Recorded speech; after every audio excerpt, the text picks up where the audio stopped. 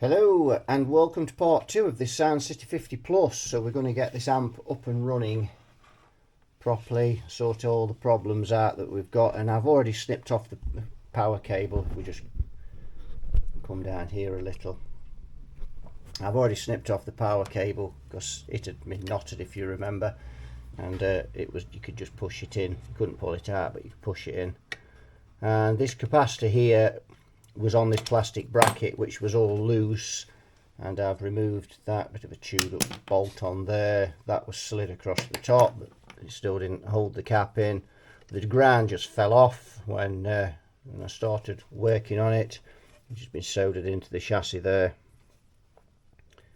and we've got all this tape round it now. Now I have found this bracket here, which we've just got to fathom out where we're going to bolt it. We may have to just drill a couple of holes, but basically it mounts like that, not that way. It'll obviously go that way, but we just, and the other thing is we need to make sure that it does clear when it's tight. So put the ruler across it there and you can see it does clear, so that's okay.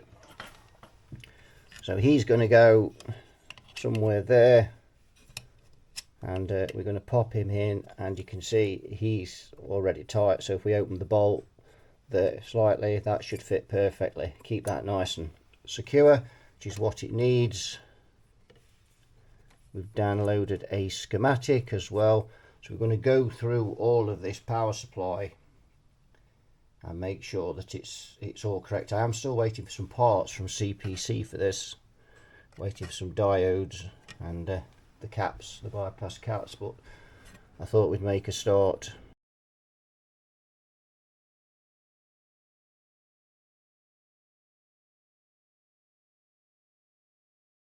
Like that, and I am going to wire the one of the hundreds to the center tap, to the first node, and the second one is going to be obviously the other 100 will be the second node, and that's going to be wired to the screens. And that way then, where we've got this, just look again, where we've got this set out here on here, we've got no drop in between the center tap and the screen, so we're going to just put a resistor in there. And if you remember, we had the same problem on the Sound City, and we finished up with these presets. It wouldn't bias correctly because they were running out of travel on the pots before it was just running too hot. So we actually dropped the screen voltage, which lowered the bias point, and then we could set the bias correctly. So I'm going to do that same principle on here. I've not checked the bias on this amp, but it seems ludicrous to have this wired up this way, and it's just budget. Although that, if that's been in from the factory, that obviously was a quite expensive capacitor. I really don't know whether that's factory or not. That could have been done a long time ago. That doesn't look factory there, but then I don't know whether that's been changed, but that just seems crazy to me. So that's going, and we're just going to put that 100 plus 100. And there we go. That's what we're going to put in, 100 plus 100, 500 volts working. Right, so if we have a look, we've got our cap there. Look, I just winged the camera across. We've got the cap in there. We've removed the other one, got rid of all that mess. And if we look over here, you can see here we've got two black wires joined together, and then we've got this 15k resistor. That's the center tap from the power transformer. It's a very bizarre way they've wired this. So we need to disconnect that from there. We need to take those two black wires which are together, and we need to bring them across and connect them onto here, onto this first node here with the diodes. Our resistor goes across there, and then we need to connect the screens, which will be this wire here, which will go there. But then we need to take a wire from here, because that 15k resistor will be left on that turret, and we need to bring a cable across and connect it to to there. If we look at back to the schematic, coming through here, down here, there's the 15k resistor that's connected to the center tap there. There's the screens that follows on up to those two capacitors, which is now one can capacitor. So we need to break this connection here. This center tap then goes straight to one half of that can up here, goes up to one half of the can, and then this connection's being broken here, and we are wiring the screens up to the second half of that can, the other 100 that's in there. Remember, it's 100 plus 100, and we'll have our drop-in resistor across there. So we've had some fun and games, but we've pretty much got the power supply. Well, we have got all the power supply feeds and droppers and resistors and things all wired up now. We've just got the power cord to put in, and we can power this up. We've still got these caps to change and bits and bobs, pots to clean. We may have to change one of those tube sockets as well. If we remember, one of them was a bit loose. So let's have a look at what we've done. So if we start here, we've got, I just need to bend that up. We've got the 100 microfarad plus 100 microfarad at 500 volts working. We've got a 2.2k drop-in resistor there. We've got that all wired in. We've got a bridge rectifier here. You can see on there. I'm just going a touch closer. We've got bridge rectifier on here. Now fasten that onto the side. We've got the way, I just didn't like the way this was done. It was just very botch, all these, and the way they just wired them on these turrets, and it was just a mess. And then just tack them onto there, everything on this amp was just tacked on. So I removed that, put proper bridge rectifier on there, and that's got an M5 bolt through it, and he's going nowhere. So that's that, and I've double insulated this AC on the top here in case anybody taking the chassis out should put the hand across it. That's ground, so that one's okay. And the one at the bottom is DC, that's also insulated, and the other one AC is in the corner there, so that's fine. Now I've had a bit of a brainwave as well, which is never good when I have one of those, but I think it might be okay in this instant. So I've replaced this 22k resistor, by the way, because the one that was on was pushed right down onto the cap, and should it burn up, it'll just burn through the top of the cap. These need to be in space and get some air around them. Now the cap that was mounted here comes my brainwave. The cap that was mounted here in that bracket that was loose, I was going to remount it, and then I suddenly thought, honing over here, that now I've removed these diodes, I could fasten a 33 microfarad and 500 volt cap on here, and that's the F&T cap. There's the 10k resistor now that was across here, and I didn't like that idea. And even if you could get that cap secure, that resistor's just connected straight to that cap on there, and it's just a bit, it just wasn't great. Whereas here we've got the cap mounted in the resistor mounted in the turrets, the cap mounted in the turrets. There was already a wire from here going all the way down to here to connect these here, and that wire, and then that wire, well, they're both connected together, those turrets. That wire then goes on and goes to there. So all I've done is just wired that to there, and then I've just run a wire from here down to this cap here from the 22, so that's just gone up to the 10, and that's wired the same as it was before, and that has tidied that up now, and that's really tidy now. We've got no possibility of caps coming loose like we had here and pulling the resistor and whatever else. It's all now solid work. So we've got the grounds on here there. So there's a ground from the rectifier, ground from the capacitor, and a ground from this cap. That's done. We've got a new fuse holder in now as well, which you probably can't see very well, but we've got him in there, and it's wired on the live side. So that has sorted out all of the power supply section on this amp now. We should be good to go with that. So we've got the power cord to fit over here. Remember, they just tied a knot in that. We've trimmed that off there. Got the ground there. So we've got to sort that. And then this amp is ready for powering up. We've just got 1, 2, 3, 4 bypass capacitors to change. The bias caps looks like they've already been changed on there, so that's good.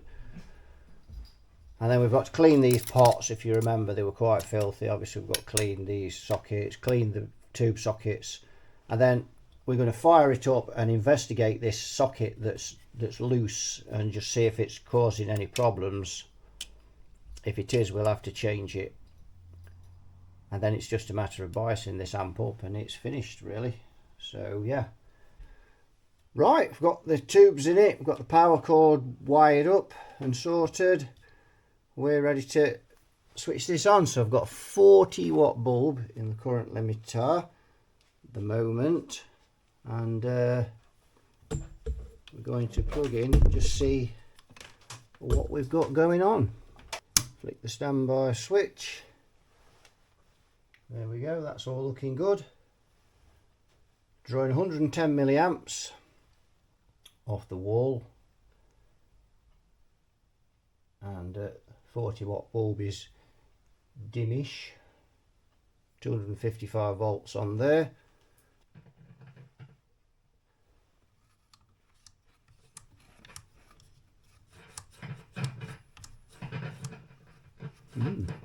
Well, clean those, so we don't know what's going on there. I think that might be a tube or something. We're drawing 110 milliamps.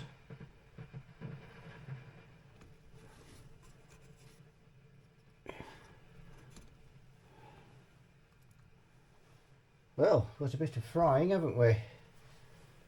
Got 121 volts going into the amp, so not a lot, but we have got sound already. So I'm just taking these capacitors up steady. Put another 15 watts in there. 55 watts. Just bringing the voltage up.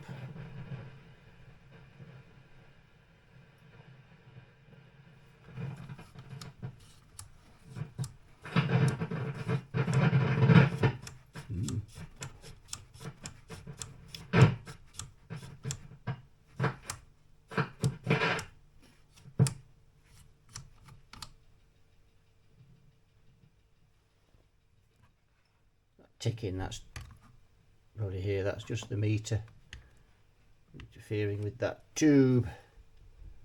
Move it along a bit, that's sorted that out. So that's up and running, and that's pretty quiet, sounding very good. We've just got a few problems with these pots. I'm going to just work that cleaner in a bit more. It seems to be that one. We'll have another look at those. So we've got 138 volts going into it now. So we'll go up to 75 watts.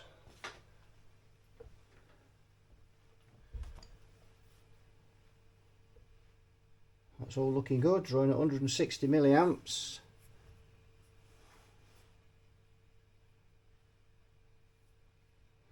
See the plate voltage is going down now because the tubes are starting to conduct more efficiently. Now we've got more juice only going into it. 158 volts going into it now. Up to 100 watts. There we go.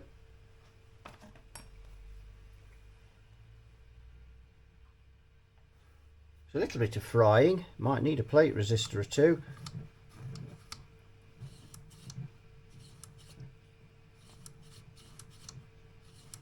Still got those caps to look at, the bypass caps to change. Those spray caps were tatered on that Concord, totally and utterly.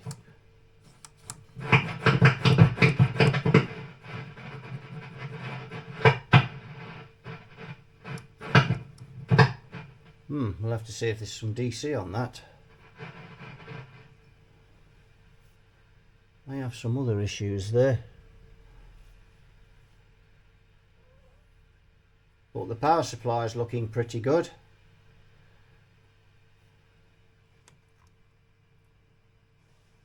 $321. Let's just see what's on the other side of the screens.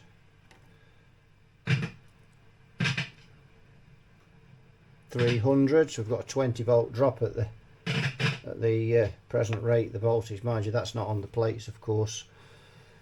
So, but then we're not on the screen either. We're actually still behind the resistor there.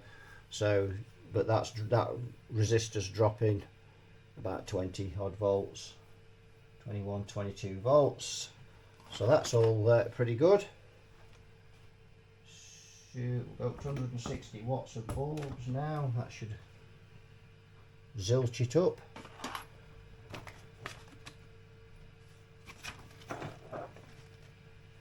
$378 plate volts.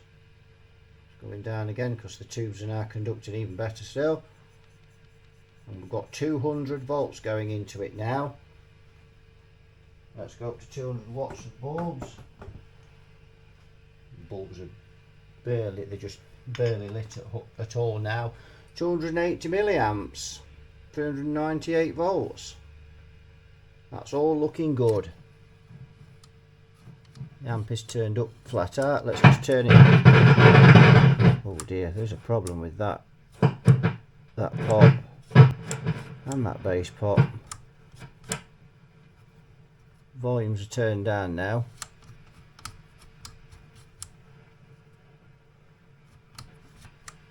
Very quiet, though, apart from the frying, that bit of rustling.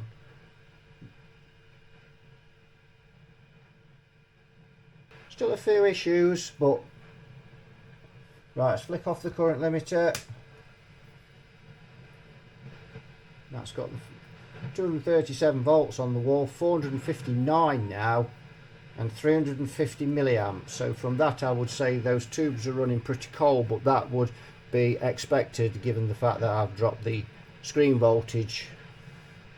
So yes, we've got a bit of frying going on there to deal with now. But that's looking pretty. Apart from that, the power supply's looking pretty good now. So yes, quite pleased with that.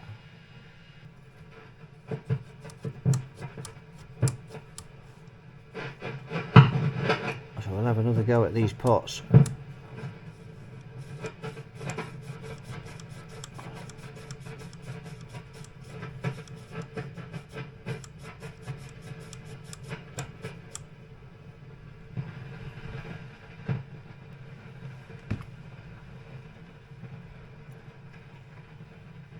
So what we got on this screen? There we go, 414 on the screen, and on the plate we've got 456. So yeah, that's pretty good.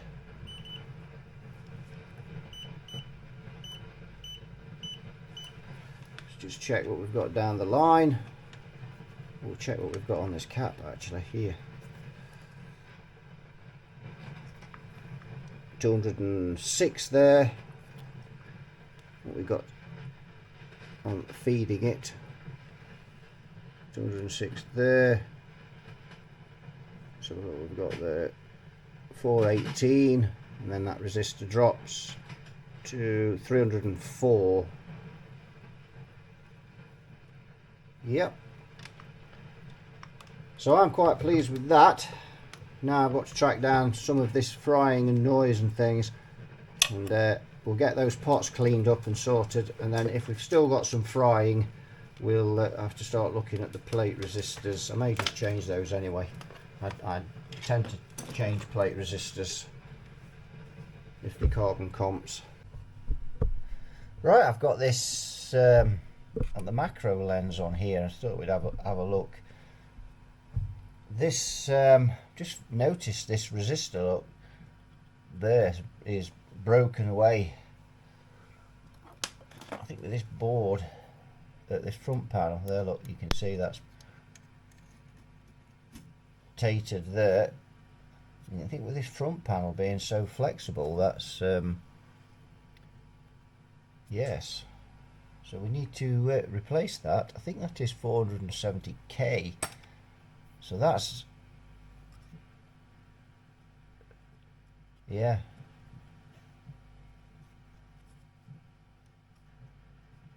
Yes, that's not great, but we can fix that. So what we need to know now, you can hear the amp is still quite noisy. I have sprayed some more gumption into those pots. There, I'm just going to have a look at this front panel with it being flexible and just see if there's anything else that's. I'm just going to put the current limiter on as well. Just drop some of the noise because these volumes don't count. Maybe because that one's not connected up properly, I don't know.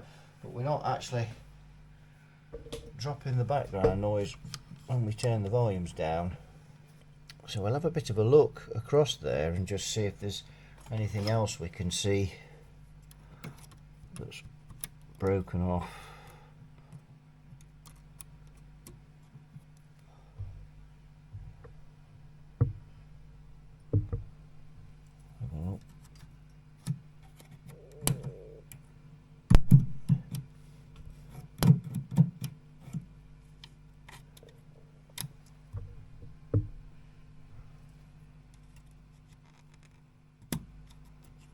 That doesn't look very good there. Might just give that a bit of a solder. Everything else looks there. Where does that screen go? So I've actually got another turret strip under here. You can see if we just go in, you see that? Another turret strip there, so we've got quite a bit of leakage going on there. 4 volts.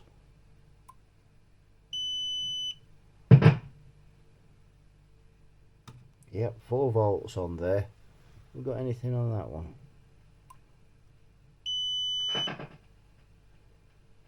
Nope.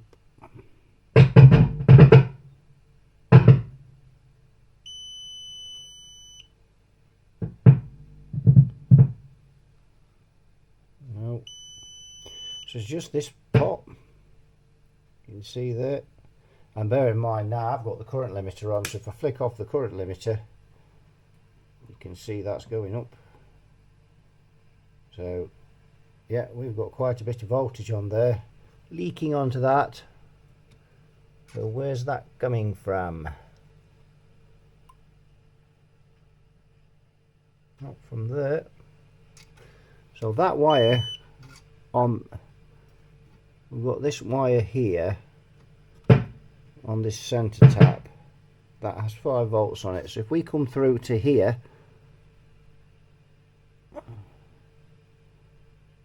this black wire here, that's got 5 volts on it, and that's that. And what is that?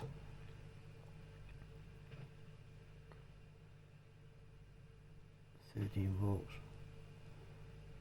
Look, 1, 2, 3, 4, 5, 6, 7. That's a grid of that tube. So there's 4.9 volts leaking onto that grid. Or that. How is that tube wired though? So we've got pin 6 here. We've got plate resistor. No leakage there.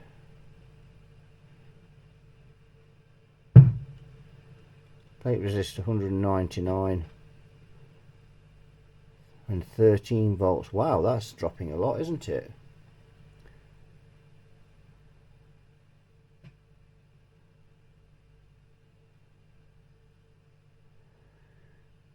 We'll have to look at that on the schematic, I think. Right, Now look, so the tube, this JJ is leaking. It's got leakage inside, voltage leaking onto the grid, and there's a little B written in there. Bad, do you think? You spotted that as I took it out. And looking at the way that was wired, it had to be the tube. It had to be internally in the tube. So that I don't know if it's grid to cathode leakage or I don't know. But anyway, that's that tube is tainted, I'm afraid. According to that, let's try this on the tube tester then and see, shall we? 9E1, plug it in.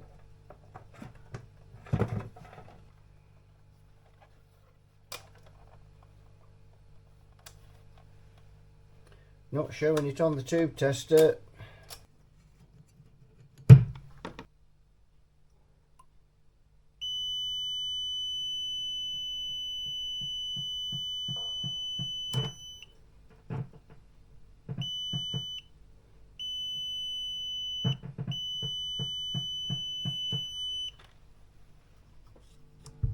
Well, now the original tube's back in. So maybe there was some dirt in that socket then. Yeah, that's cured it. So maybe it was, thought it didn't show up on the tube tester, we'd try it again, and there we go. So maybe just some gunk in there. We'll give those sockets another clean. So that's that sorted out.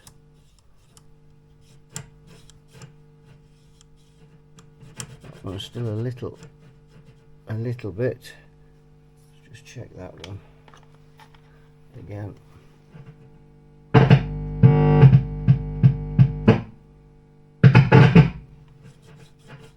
Nope, nothing on that. That's just a little bit.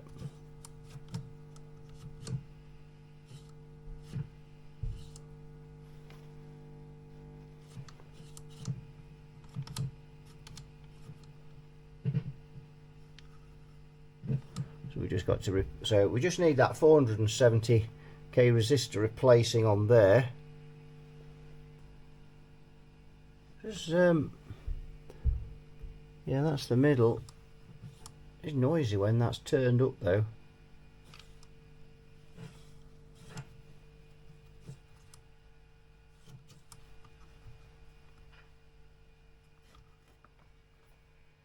Just flick it off the current limiter again.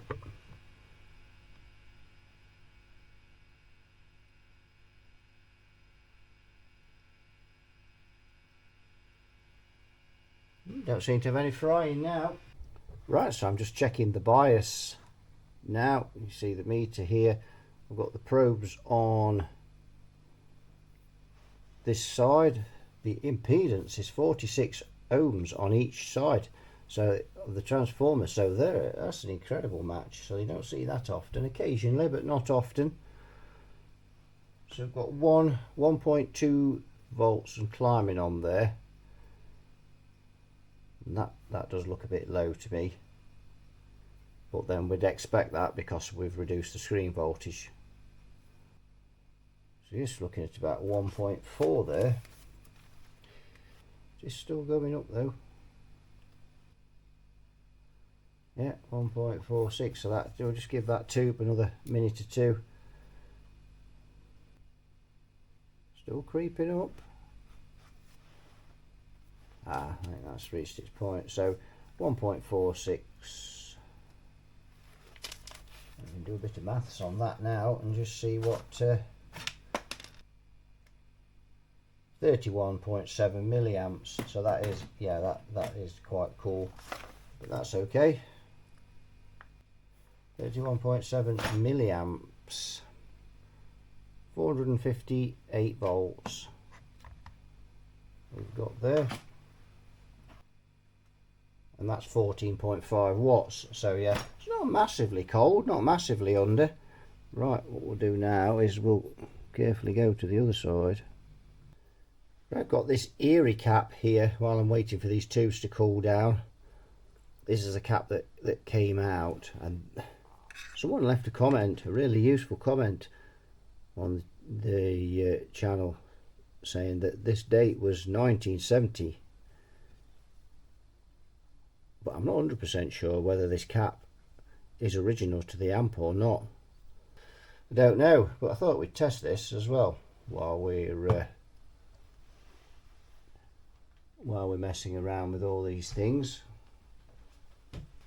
It'll also give us a chance to look at the Finsbury again in a minute. In fact, let's look at the Finsbury first, however you pronounce it. Finisbury, whatever, I don't know. No good at pronouncing. So let's try this. That must be ground or negative. Let's try the yellow one. What's the yellow? Yellow is 50 microfarad. Shall we give him a test? 50 microfarad.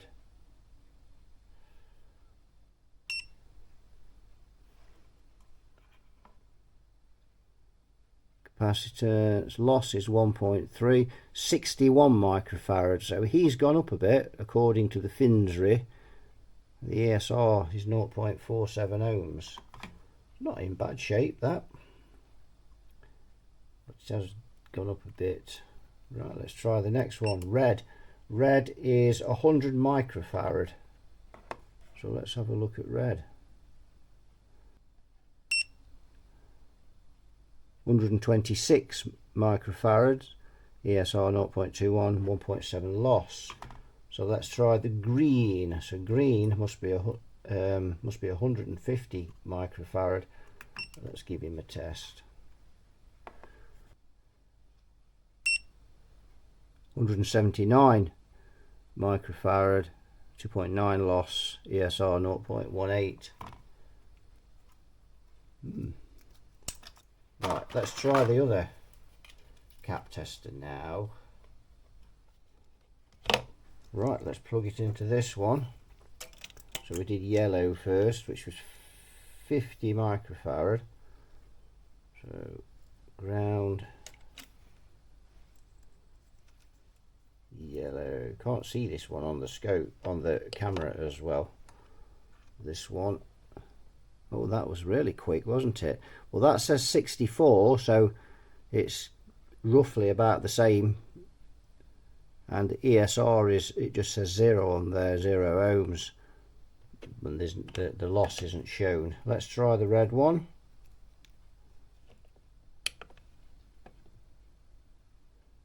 That should be 100 microfarad, 126, so that's same as the Finsbury. And let's try the green, which is 150. And that's 189. So yes, I think that's a pretty reasonable estimate of that. So it's usable still, and obviously we proved it in the amp. It wasn't, you know, we got no hum or anything on there, so yes, but he's been removed because we didn't really need him, and it was a bit botched, that. Right, just thought we'd have a look at these caps, these bypass caps. I've got one disconnected. So these are 10 microfarad. So what we'd connect on with the said Finsbury.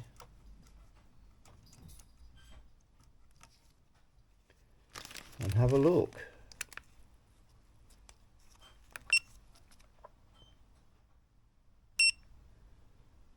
"12 microfarad, 1% loss, 3.53 ohms ESR." They fared a lot better than in the Sound City Concord that we looked at, and they were 10 microfarad caps. They were the Spragues. Let's try it on this meter here now. See what he says. 11.68 microfarad. So yes, and yes, a little over, but you've got to, you know, I would imagine these leads, that the test leads will influence that measurement. Now let's try a new 10 microfarad Vichy. 11.79 on there, so that is about the same. Let's try the Vichy on the Fins retester, although they both Fins are these. So let's just see what a new one says. Oops, say again. 12.3 microfarad, lost 1.1, 4.6. The caps that are in it are better than these. How can that be? But there we go. Yes, that's interesting, isn't it? So, funnily enough, someone left a comment on a few things in this amp, and that was one of the things they said. You'll probably find those spray caps are in spec. So maybe they are most of the time then, but they certainly weren't in the Concorde. They were tated, but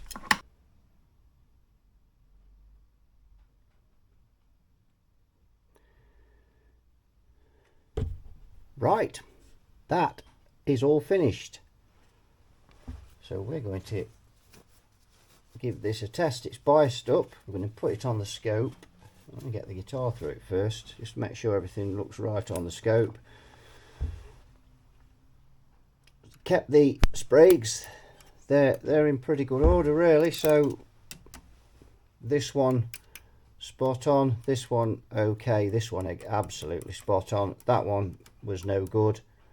That 100 microfarad, we've changed that. Tested that coupling cap just to see if it was leaking. None of the Phillips, the mustard caps, whatever they are, leaking. Replace that 470k resistor on there, and we've biased this up. And just a useful tip that I got from a guy, we'll have a look at his channel actually, added some 1 meg resistors across these trim pots, in case these fail, the wipers fail in here, and that'll just cool the bias off, stop the tubes frying up. So we've popped those on. It would have been better with some better pots, but they're okay. These, have cleaned them and set the bias in okay. So the bias is matched in at 17.5 watts, which is 70% of 25. So this thing is ready for a coat of listening to now, and I'm going to plug the guitar into it.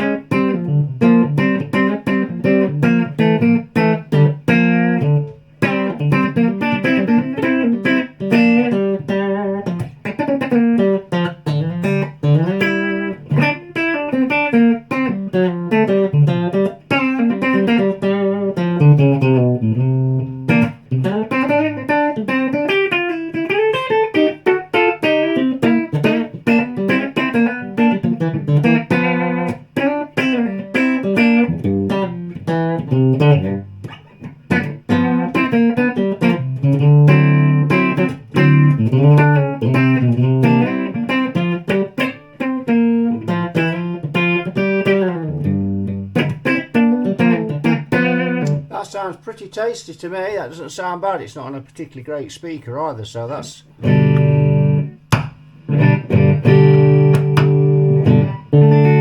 That's the sensitivity switch on the back there that I'm just clicking. You can just see there.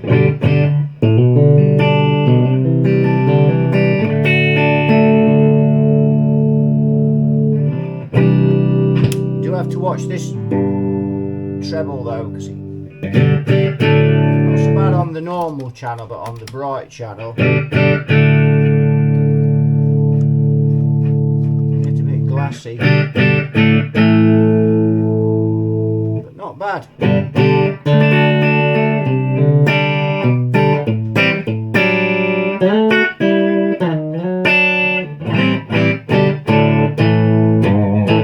That's sounding pretty good to me, so I'm going to have a quick look on the scope just to make sure there's nothing untoward, and then we'll get this in its... Sorry about that, that's just me getting the guitar close to it. And then we'll get this in its case and we'll give it a good demo. Right, I've had it on the scope, just had a quick look, and it's fine. You need this sensitivity switch on number 2 and for it to clip, and it barely clips. This amp is virtually clean, flat out. It's just got a tiny bit of clip when it just finally gets to number 10 on the dials. A bit of something in there. I've had the hoover in it again and just gone around, made sure we've not left any bits in there and stuff, making sure we're clean, so we're all, no soda spots or any soda balls in there. So make sure we just keep going till it's spotless. We keep finding little flakes here and there. We're probing with the brush down the edges of things, but we keep going. We'll get rid of all of those and we'll have it in its case. Ready for a demo.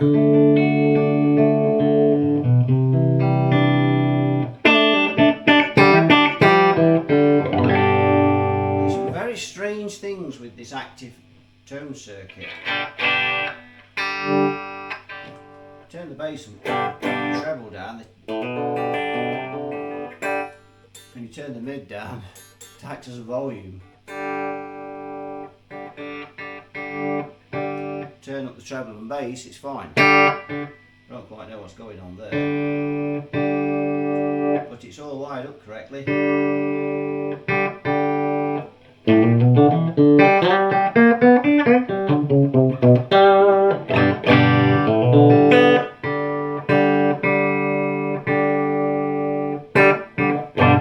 also seems brighter on the normal channel than it does on the brilliant channel.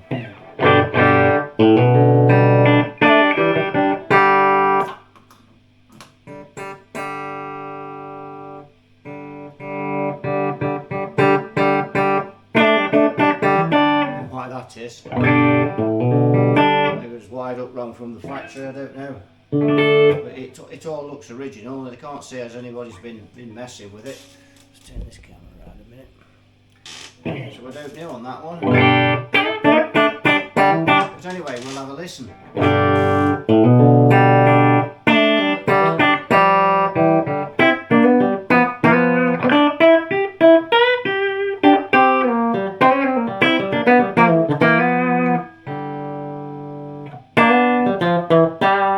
can hear the background noise as well. As if the power amplifier stage is turned flat out, and these volumes don't make any difference. It could do the master volume on it really, this amp.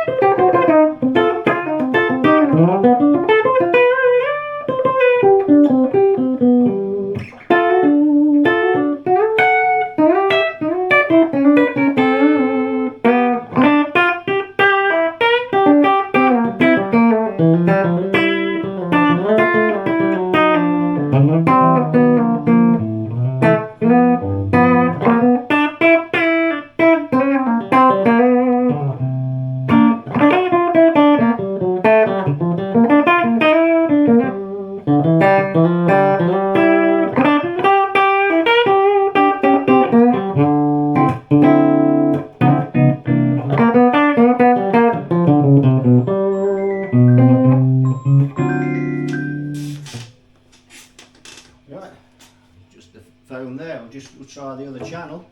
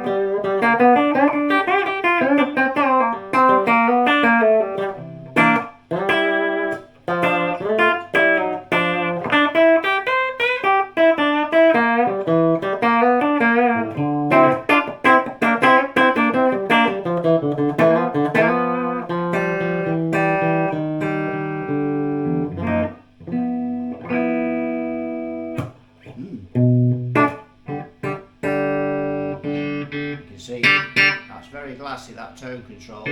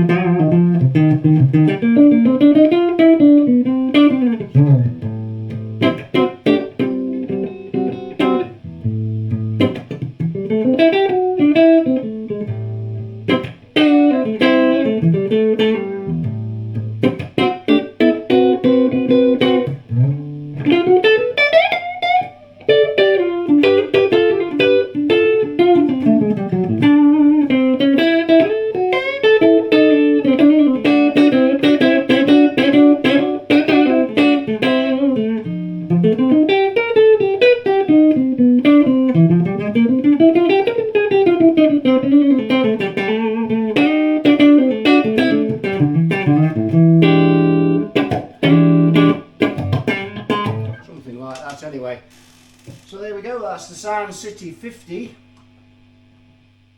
that we've got going on there, Sound City 50 Plus. Let me know what you think of the sound of that in the comments. Very basic amp, just very Marshall-esque on these channels, and then just bass, treble, bass, middle and treble thing, usual deal.